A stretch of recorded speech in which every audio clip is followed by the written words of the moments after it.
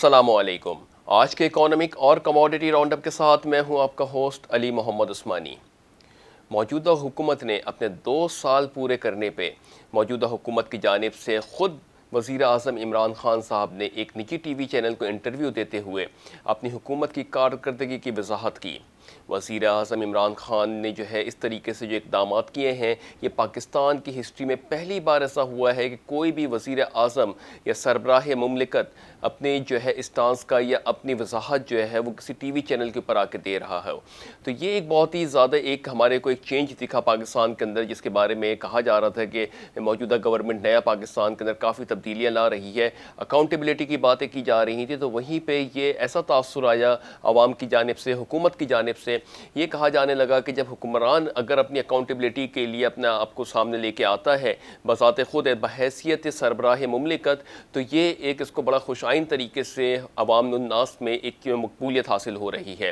انہی ساری چیزوں کے پیش نظر نجی ٹی وی چینل کو بھی ہم خراج تحسین پیش کرتے ہیں کہ انہوں نے اتنی بڑی ایک ایونٹ جو کہ تقریباً 2 گھنٹے کا لگ بھگ ایونٹ تھا، جس کو کور کیا، اور اس کے اندر جتنے بھی تحفظات تھے اس کو کور کرنے کی جو کاوش کی گئی وہ بھی ایک قابل دید ہے۔ انہی ساری چیزوں کے پیش نظر بتاتے چلیں کہ عمران خان صاحب نے بحیثیت اسلامی جمہوریہ پاکستان کے وزیر اعظم کی حیثیت سے جو اقدام کیا، تو وہ ایک قابل ستائش ہے۔ اس کو بھی ایک پازیٹیو اینگل سے دیکھا جا رہا ہے، اور کس طریقے سے عمران خان صاحب نے اپنے ایک موقف کا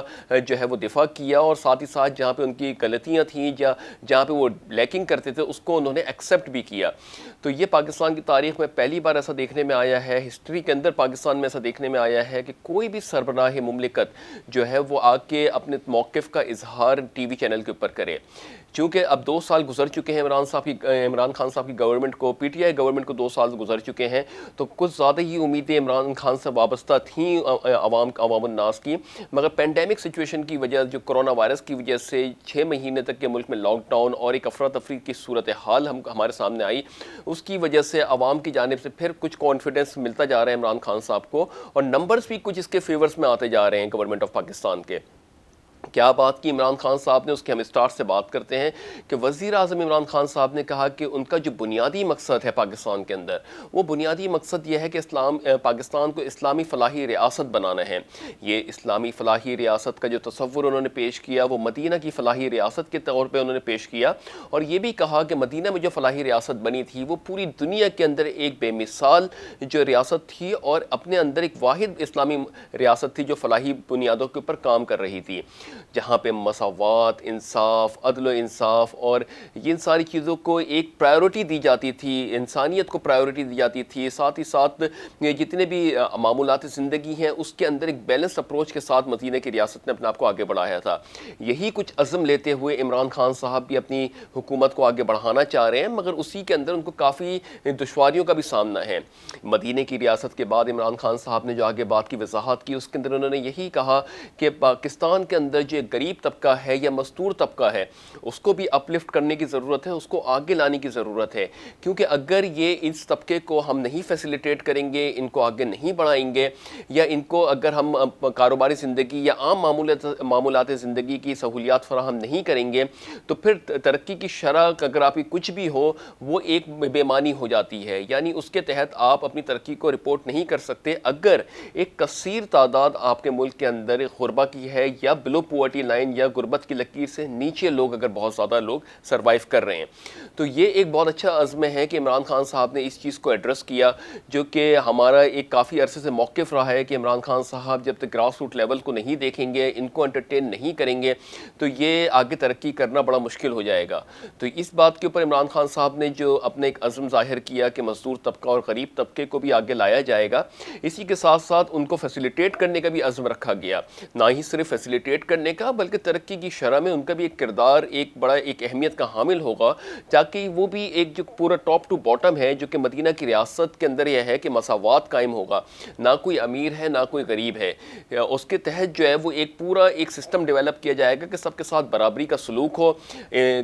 جو قانون نافذ کرنے والے ادارے ہیں، چاہے وہ عدل و انصاف کی بات ہو، چاہے وہ کسی بھی پلیٹ فارم کی بات ہو، تمام پاکستانی بحیثیت پاکستانی کے طور پہ جانے جائیں گے۔ یہ عزم عمران خان صاحب کا ہے، اور یہ عزم واقعی میں بڑا قابل دید ہے اگر یہ نافذ العمل ہو جائے پاکستان کے اندر۔ ساتھ ہی ساتھ یہ بھی اب انہوں نے اپنی بات کی کہ جب یہ ایک مدینہ کی ریاست کا ایک ان کا بنیادی مقصد تھا کہ پاکستان کو مدینہ کی ریاست بنایا جائے، اور ابھی بھی ان کے پاس وقت درکار ہے کہ وہ ان کا ابھی ٹینیور باقی ہے، اس کے اندر یہ ایکسپیکٹ کر رہے ہیں کہ وہ اس کو مدینہ کی ریاست پراپر طریقے سے بنا لیں گے۔ اسی کے ساتھ جب انہوں نے بات کی تو انہوں نے کہا کہ جب ان کی حکومت یعنی پی ٹی آئی گورنمنٹ 2018 میں اقتدار میں آئی تھی تو ملک کو بہت ہی زیادہ چیلنجز کا سامنا تھا۔ ان چیلنجز کے اندر جو ہے ملک جو دیوالیہ کی صورت کے حال کی طرف جا رہا تھا، یعنی آپ کے جو فارن ایکسچینج ریزروز تھے وہ ڈیکلائننگ فیس کے اندر تھے۔ ساتھ ہی ساتھ کرپشن کا انہوں نے بات کی، کرپشن بہت زیادہ تھی، ادارے تباہ ہو رہے تھے۔ اداروں کے تباہ ہونے کے ساتھ ساتھ جو ہے وہ ایلیٹ کلاس جو ہے وہ قانون سے اپنے آپ کو بالاتر سمجھتی تھی۔ یہی ساری کچھ دشواریاں تھیں جو عمران خان صاحب کو بڑا ٹائم لگ رہا ہے، جس کے اندر وہ ایک سسٹم کو اور اسٹیٹس کو چینج کرنا چاہتے ہیں۔ اس کے اندر وہ انہوں نے یہی کہا کہ ہم کو کچھ ٹائم درکار ہوگا۔ تو یہ ایک بڑا ایک جو انہیریٹنس چیزیں ان کو ملی تھی، یہ نہ صرف پی ٹی آئی گورنمنٹ بلکہ جو بھی گورنمنٹ پاکستان کی اقتدار سنبھالتی ہے اس کا یہی ایک موقف ہوتا ہے کہ پرانی جو گورنمنٹ گئی تھی اس کے جانے کے بعد ملک جو ہے وہ خسارے کا سامنا کر رہا تھا، کرپشن بہت زیادہ تھی، اداروں میں بدنظمی تھی، تو اس کو صحیح کرنے میں ٹائم لگے گا۔ تو عمران خان صاحب نے بھی اسی موقف کا اظہار کیا ہے۔ دیکھنا یہ ہے کہ یہ بھی آگے جا کے دوسری گورنمنٹس کی طرح اسی طرح سے آگے آرگیومنٹس آتے رہیں گے کہ ہمیں کام ہوتا ہوا بھی دکھے گا، چونکہ جس طریقے کا عزم عمران خان صاحب نے ظاہر کیا ہے تو لگتا یہ ہے کہ شاید یہ کہیں اس اسٹیٹس کو بریک کرنے میں یا اس سسٹم کو چینج کرنے میں اپنا کلیدی کردار ادا کر سکتے ہیں۔ وہیں پہ انرجی کے مسائل کی بات کرتے ہوئے عمران خان صاحب نے کہا کہ انرجی کے مسائل جو ہم اوپر سے دیکھتے ہیں کہ ڈسٹریبیوشن کاسٹ کا مسئلہ یا پھر لائن لاسز کا مسئلہ یا پھر ساتھ ساتھ چوری کا مسئلہ بجلی کی، اس کو ہی ختم کرنا سے مسئلے کا حل نہیں ہوگا۔ یہ ختم کرنا تو حکومت کی واضح ترجیح ہے، مگر اس کے ساتھ ساتھ دوسری جو چیزوں کے اوپر بھی گورنمنٹ کو عمل کرنا ہوگا وہ یہ ہے کہ سستے داموں میں بجلی کی پیداوار اور اس کو حاصل کرنا، نہ صرف سستے داموں میں بلکہ اس کو ڈسٹریبیوشن چینل کو بھی بروقت اور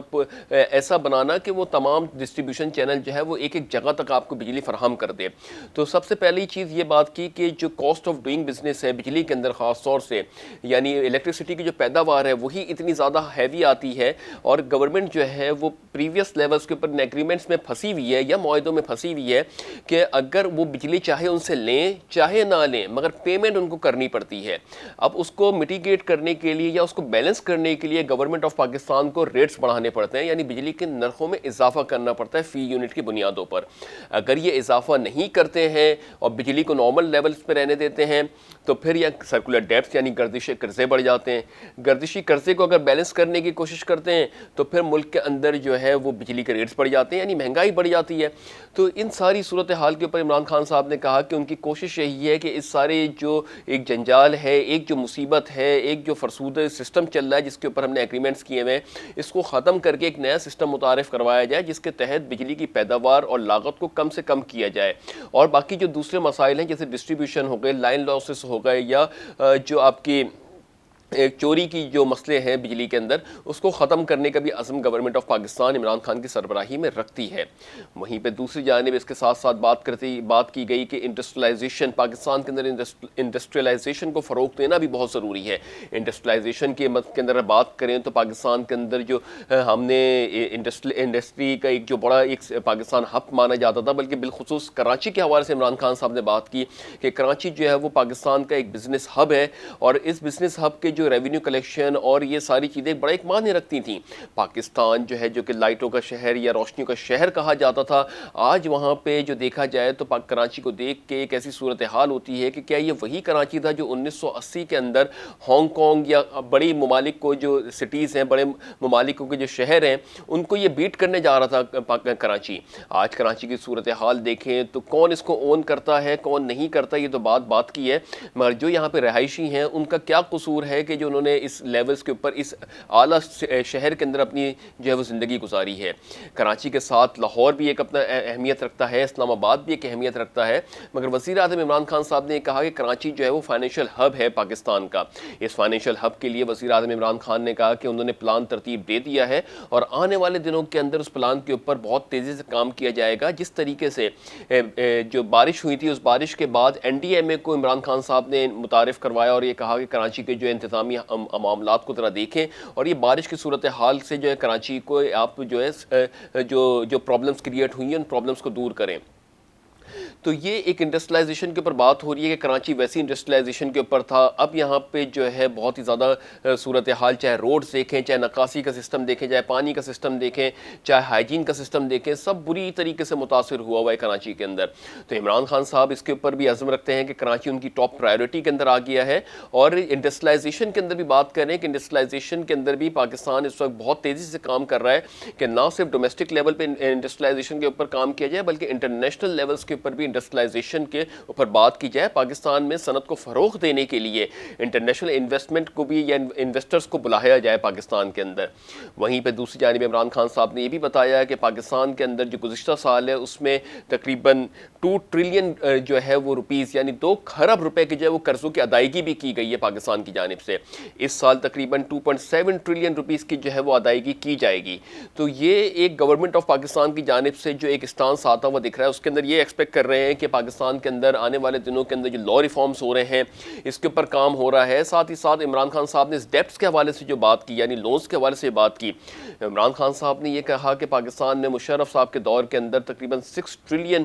روپیز کا جو ہے پاکستان مقروض تھا، مگر اس کے بعد ان 10 سالوں کے اندر 30 ٹریلین یعنی 30 کھرب روپے کا جو ہے پاکستان مقروض ہو چکا ہے بیرونی مالیاتی اداروں کے ساتھ۔ تو یہ جو 10 سال کا پیریڈ ہے اس کے اندر پاکستان کے جو قرضوں میں اتنی تیزی سے اضافہ ہوا ہے اس کا خمیازہ عوام الناس آج تک کے بھگت رہی ہے، اور اگر آج اس کے اوپر پالیسی نہیں بنائی گئی تو آنے والا ڈیکیڈ یعنی 10 سال بھی اسی طریقے سے پاکستان جو ہے وہ قرضوں میں مقروض رہے گا۔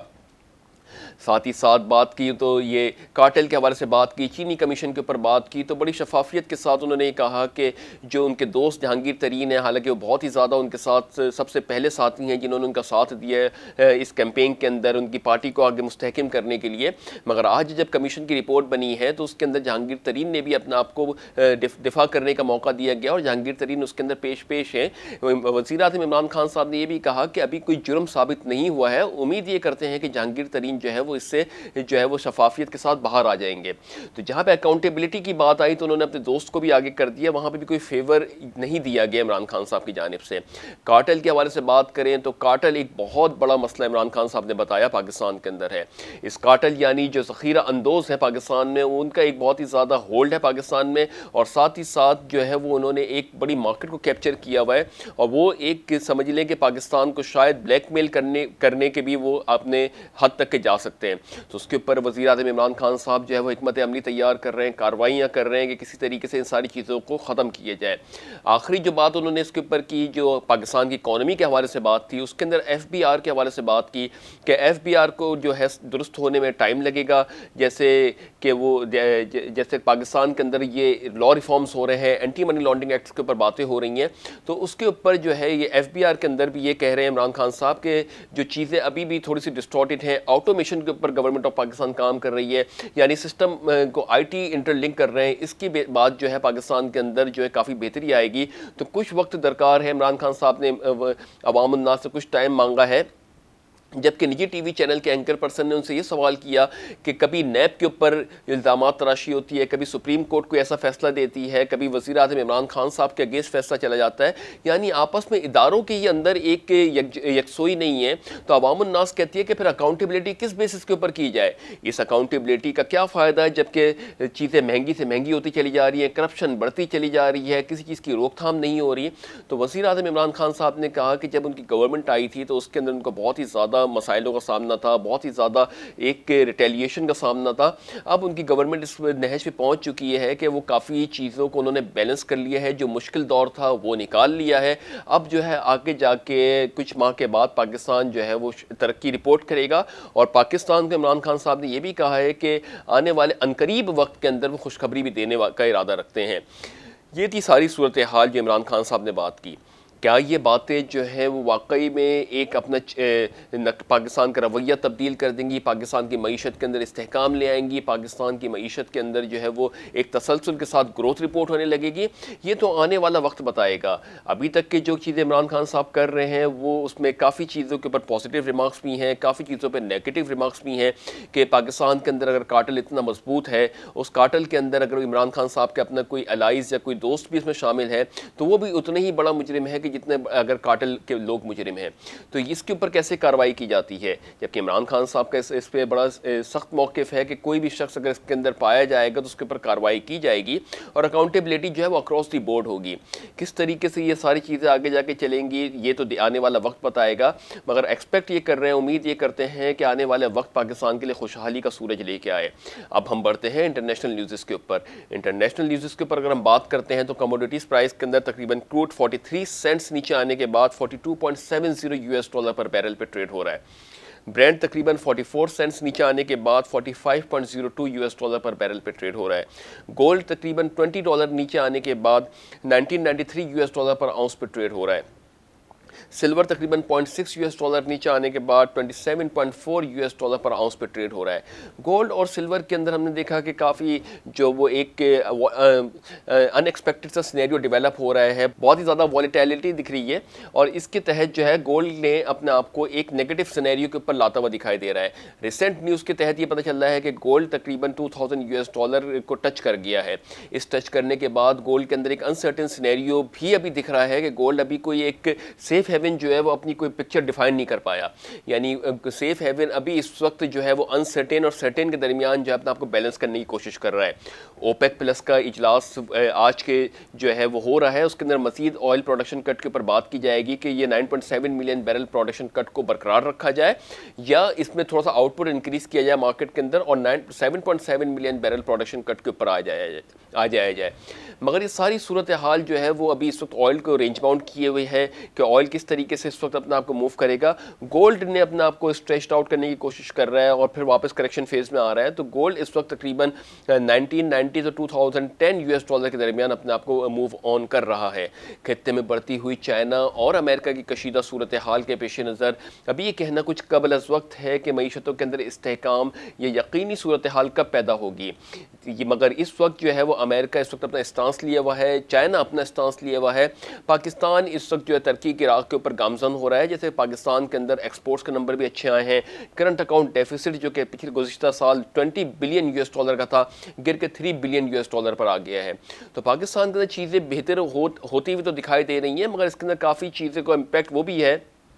کہ اس ڈیفیسٹ کے کم ہونے کی وجہ یہ بھی ہے کہ پاکستان نے نہ ہی زیادہ ایکسپورٹ کی اور نہ ہی زیادہ امپورٹ کی۔ جب امپورٹ ہی زیادہ نہیں ہوئی تو پاکستان کے اندر یہ ڈیفیسٹ جو ہے وہ آل ان آل بیلنسڈ ہی رہے گا۔ اب ہم فائنلی بات کرتے ہیں پاکستان میں جو آپ کے ڈالر کا ریٹ ہے۔ انٹرنیشنل مارکیٹس کے اندر ڈالر اپنی قدر کھوتا جا رہا ہے، مگر وہیں پہ پاکستان میں ڈالر آئے دن اپنی ایک اڑان اڑتا چلا جا رہا ہے، اور کل جو ہے وہ ڈالر نے 169 کا ہائی کر لیا تھا۔ اس 169 کے ہائی کے بعد ڈالر نے کریکشن کی تھی اور 168.20 کے اوپر کلوزنگ دی تھی۔ پاکستان کے اندر ڈالر جو ہے وہ اس وقت تو بڑا مستحکم لگ رہا ہے۔ دیکھنا یہ ہے کہ آنے والے دنوں کے اندر پاکستان کے اندر ڈالر کی کیا ویلیوز رہتی ہیں اور کس طریقے سے پاکستان کے اوپر جو عمران خان صاحب نے اتنا عزم ظاہر کیا ہے وہ پاکستان کے لیے ترقی کے لیے آگے اپنا گامزن کرنے میں کامیاب ہوتے ہیں۔ تو اس دعا کے ساتھ کہ اللہ تعالیٰ پاک سر زمین کو شاد باد آباد رکھے، اپنا بہت بہت بہت خیال رکھیے گا۔ اپنے ہوسٹ علی محمد عثمانی کو اجازت دیجیے۔ اللہ حافظ۔